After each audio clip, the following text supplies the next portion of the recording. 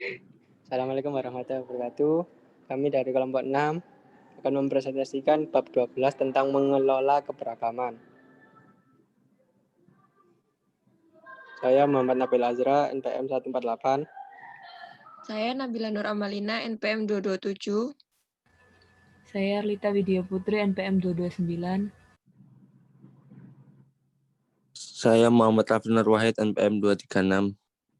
Saya Fitria Dinata Laksono, NPM 255.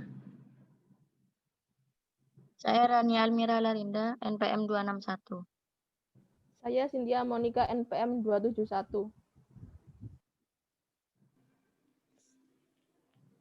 Pengantar keragaman. Tenaga kerja memiliki dua konsekuensi berlawanan.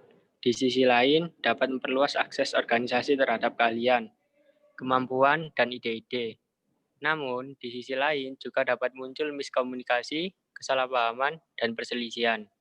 Jadi, sebagai perusahaan harus memerlukan manajemen keragaman yang efektif agar dapat mengenali dan memanfaatkan perbedaan di setiap tenaga kerjanya. Tujuan dari mempelajari keragaman adalah untuk menciptakan diskriminasi sebelumnya dan menghindari praktik diskriminasi yang tidak adil.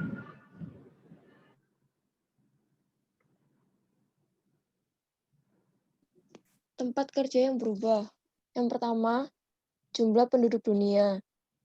Total populasi dunia pada tahun 2010 diperkirakan mencapai hampir 7 miliar orang. Namun, jumlah itu diperkirakan mencapai 9 miliar pada tahun 2050, di mana pada tahun itu PBB memprediksi jumlah penduduk baik akan stabil atau mencapai puncaknya setelah tumbuh selama berabad-abad pada tingkat yang sangat cepat. Salah satu manfaat hal tersebut adalah banyak dari negara-negara ini mungkin mengalami bonus demografi, meningkatkan proporsi orang-orang muda yang memasuki dunia kerja yang tentunya akan meningkatkan produktivitas dan pertumbuhan ekonomi. Selanjutnya ada populasi yang semakin tua.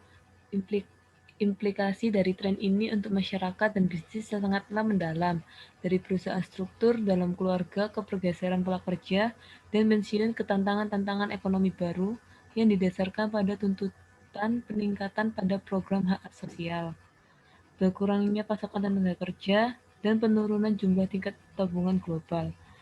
Pergeseran demografi tersebut akan membentuk kembali tenaga kerja global dan tenaga kerja.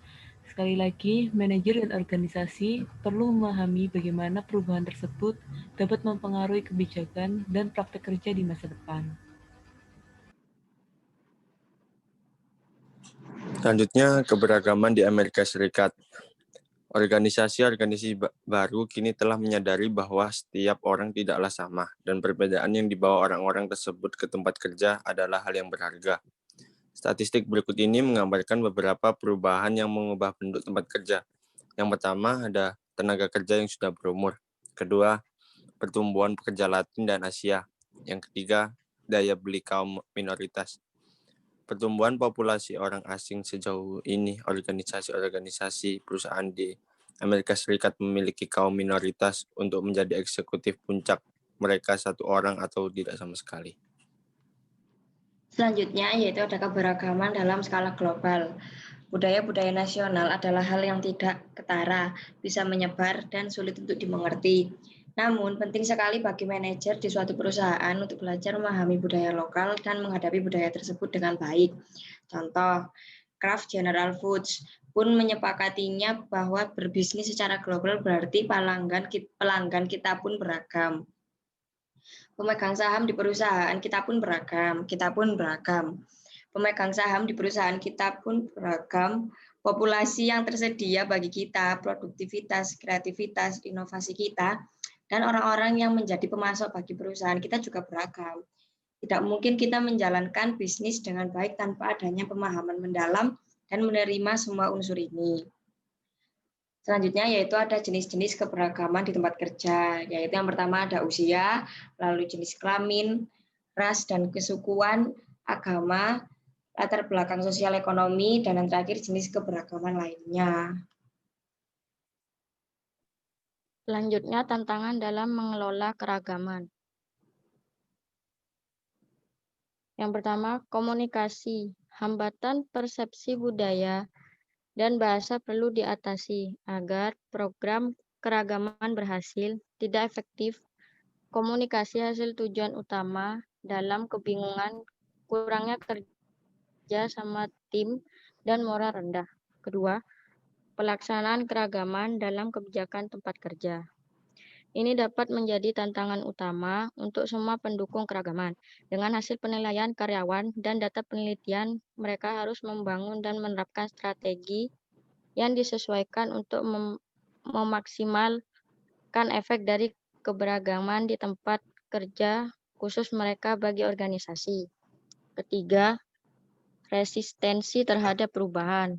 Selalu ada karyawan yang akan menolak untuk menerima kenyataan bahwa susunan sosial dan budaya dari tempat kerja mereka berubah. Keempat, sukses pengelolaan keanekaragaman di tempat kerja. Sukses pengelolaan keanekaragaman di tempat kerja. Keanekaragaman pelatihan saja tidak cukup untuk rencana manajemen organisasi Anda keragaman. Suatu strategi harus dibuat dan dilaksanakan untuk menciptakan budaya keragaman yang menembus setiap departemen dan fungsi organisasi. Inisiatif keragaman di tempat kerja. Yang pertama, mengubah struktur dan kebijakan. Banyak kebijakan yang ada di organisasi pada awalnya direncanakan untuk disesuaikan dengan stereotip pegawai pria. Kini perusahaan-perusahaan terdepan telah mengubah struktur itu. Yang kedua, memperluas upaya perekrutan. Bagi sebagian besar organisasi, pendekatan baru dalam melakukan perekrutan berarti menggunakan strategi perekrutan formal dengan lebih baik menawarkan program pemagangan untuk memberikan kesempatan pada orang-orang dan mengembangkan cara-cara kreatif untuk menarik peran tenaga kerja sebelumnya tidak digunakan. 3. Membangun hubungan mentor. Kemajuan yang baik dari anggota kelompok yang beragam berarti bahwa organisasi harus mencari cara untuk menghapus atap kaca. Salah satu yang paling baik untuk mencapai tujuan ini adalah menghubungkan mentor.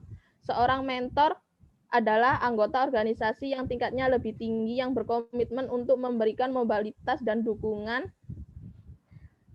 untuk mencapai kenaikan karir profesional. Yang keempat, mengakomodasi keputusan khusus. Banyak orang yang memiliki kebutuhan-kebutuhan khusus yang mungkin tidak disadari oleh manajer-manajer puncak. Misalnya jika sejumlah orang yang menempati jabatan bawah di organisasi adalah orang tua tunggal, perusahaan dapat menyusun kembali jadwal kerja dan memberikan kesempatan bagi mereka dengan cara membuatkan penitipan anak. Yang kelima, memberikan pelatihan keterampilan keberagaman. Pelatihan keberagaman adalah pelatihan khusus yang dirancang untuk memberikan pendidikan pada pegawai tentang pentingnya keberagaman, membuat pegawai mengetahui keberpihaknya, serta mengajari pegawai keterampilan untuk berkomunikasi, bekerja dalam tempat yang beragam.